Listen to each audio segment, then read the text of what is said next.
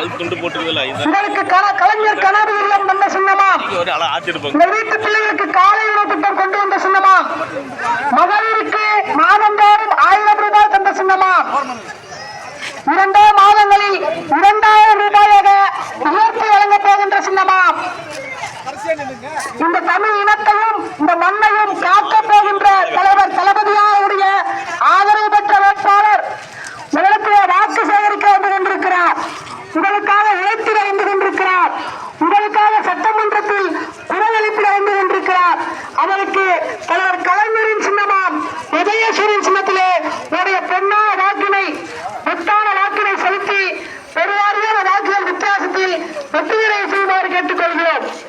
நாமக்கல் வரலாற்றிலேயே முதல் முறையாக களமிறக்கப்பட்டுள்ள பெண் வேட்பாளருக்கு தலைவர் கலைஞரின் சின்னமாம் உதயசூரின் சின்னத்திலே வாக்களித்து வெற்றி பெற செய்ய வேண்டுமாய் கேட்டுக்கொள்கிறோம்.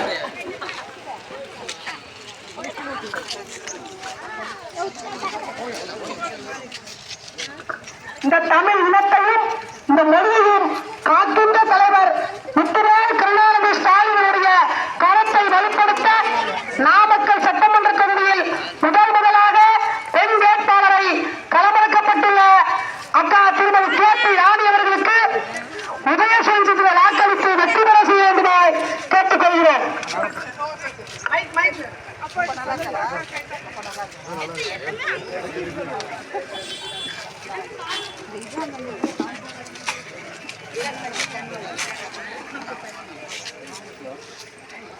நமது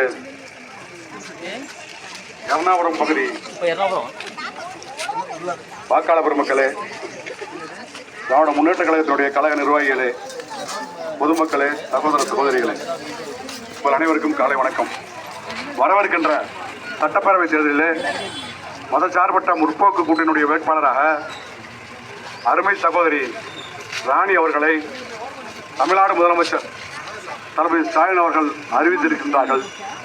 கடந்த 5 ஆண்டு காலம் ஒரு பொற்கால ஆட்சியை அழித்துவிட்டு அனைத்து வகையான மக்களுக்கும் அனைத்து வகையான சேவைகளையும் நிறைவாக செய்துவிட்டு மீண்டும் உங்களுக்கு பணிபுரிய, உங்களுக்கு சேவை செய்ய ஒரு நல்லாட்சியை அமைக்க வேண்டும் என்ற நோக்கத்திலே இந்த 2026 தேர்தலில் சகோதரி ராணி அவர்களை வெற்றி வேட்பாளராக உதயசூரியன் சின்னத்திற்காக தமிழ்நாடு முதலமைச்சர் அறிவித்திருக்கிறார்கள்.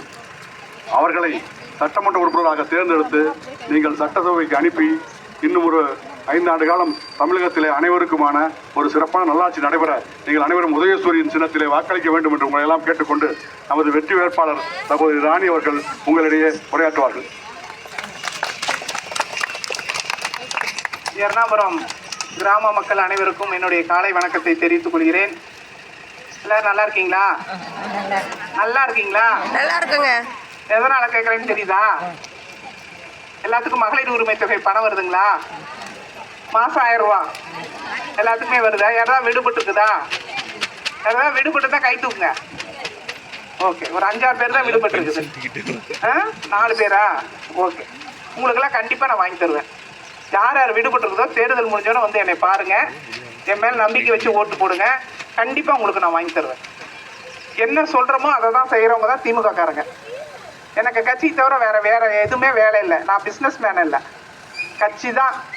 24 மணி நேரம் கட்சி தவிர வேற எதுவும் கிடையாது.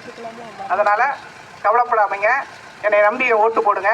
உங்களுடைய தேவை என்னவோ நான் அதை செஞ்சு தருவேன். மகளிர் உரிமை 1000 ரூபா வாங்குறீங்களா? இப்போ அடுத்த மாதம் வந்து 2000 ரூபா கொடுப்பாங்க. தெரியுமில்ல, எல்லாத்துக்கும் தேர்தல் அறிக்கையில் கொடுத்துருக்காங்க. கொரோனா டைமில் 4000 ரூபா வாங்கணும்ல, அது எப்படி தெரியுமா? அப்போ எடப்பாடி முதலமைச்சராக இருந்தார். அப்போ வந்து சட்டசபையில் எதிர்கட்சி தலைவராக இருந்தார் நம்ம ஸ்டாலின் ஐயா அவர்கள்.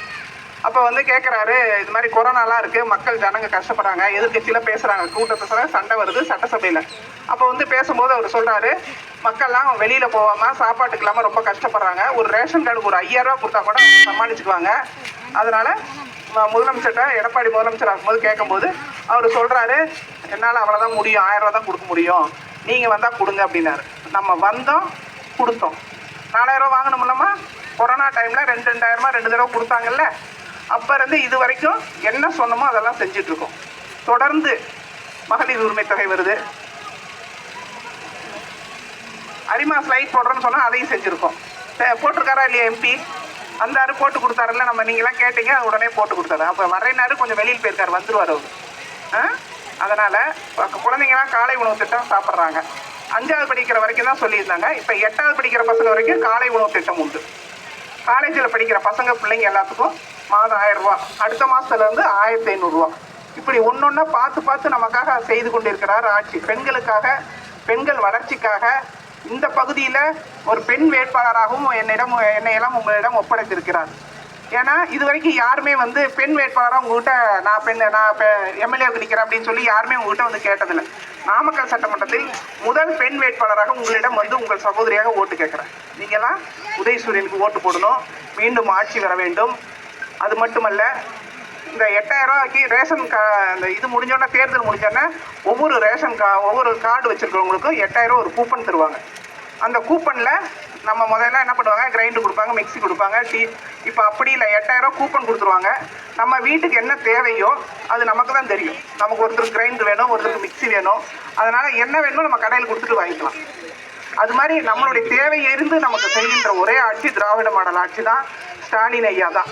போகிற பக்கம்லாம் பெண்கள் உங்களை மாதிரி நிறைய இடத்துல எல்லாம் வரவேற்கிறாங்க, ரொம்ப சந்தோஷமாக இருக்கிறாங்க. ஏன்னா பெண்களுக்கான ஆட்சி நடக்கிறதுனால ஒன்று பெண்கள் நம்மளுடைய கஷ்டம் தெரிஞ்சு, நம்ம அண்ணன் தம்பி கூட ஒரு 1000 ரூபா மாதம் கொடுப்பா அப்படின்னா 500 ரூபா கொடுப்பானா கூட நம்ம ஒட்டாட்டி சண்டைக்கு வருவான்பான். சொல்லுவானா சொல்ல மாட்டானா? இதெல்லாம் தெரிஞ்சுட்டு நமக்கு செஞ்சு கொடுக்குறாரா இல்லையா? நம்ம சகோதரரா, நம்ம வீட்டு பிள்ளையா மு.க. ஸ்டாலின் அவர்கள் செய்கிறாருல்ல, இதெல்லாம் நம்ம மறக்கக்கூடாது. ஒரே ஒரு விஷயம், 5 வருஷம் யார் நமக்கு தொடர்ந்து செஞ்சாங்க. இப்போ வந்து ரெட்டலைக்காரங்க ஓட்டு கேட்பாங்க, அவங்ககிட்ட நீங்கள் ஒன்று சொல்லணும். என்ன சொல்லுவீங்க?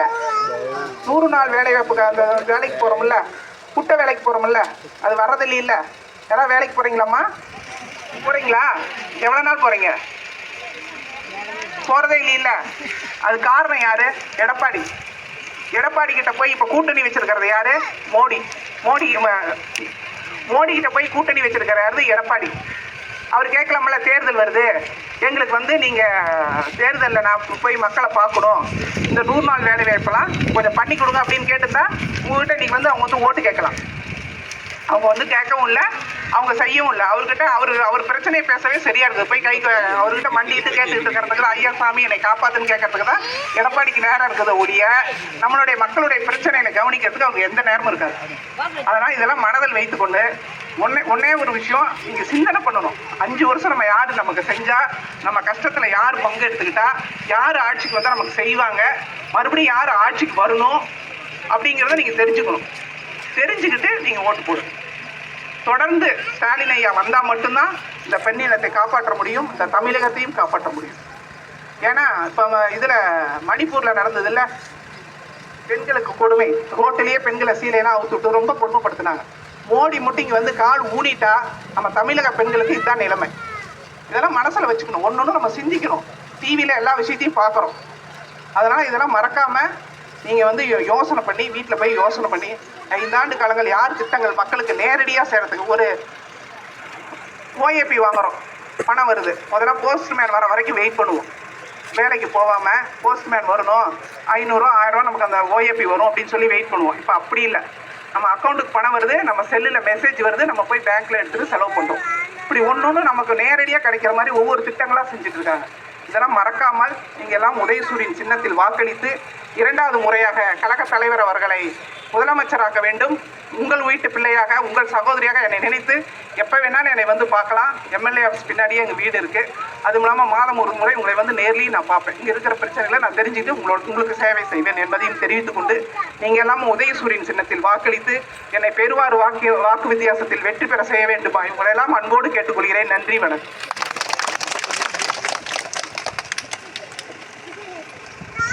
ஒன்றும் பெருசாக இல்லைங்க.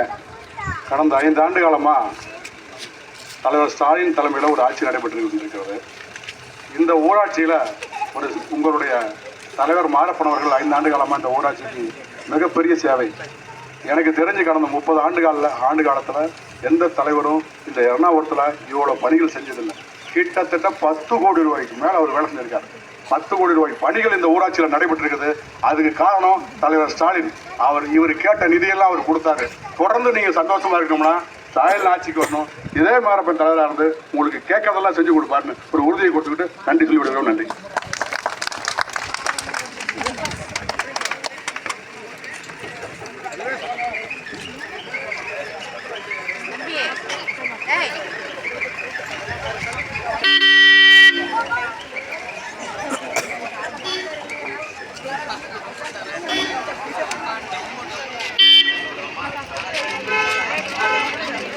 சமத்துவபுரம் கொடுத்த சின்னம் உதயசூரியன். சமத்தி கல்வி கொடுத்த சின்னம் உதயசூரியன். மகளிர் சுய உதவிக்கு தந்த சின்னம் உதயசூரியன்.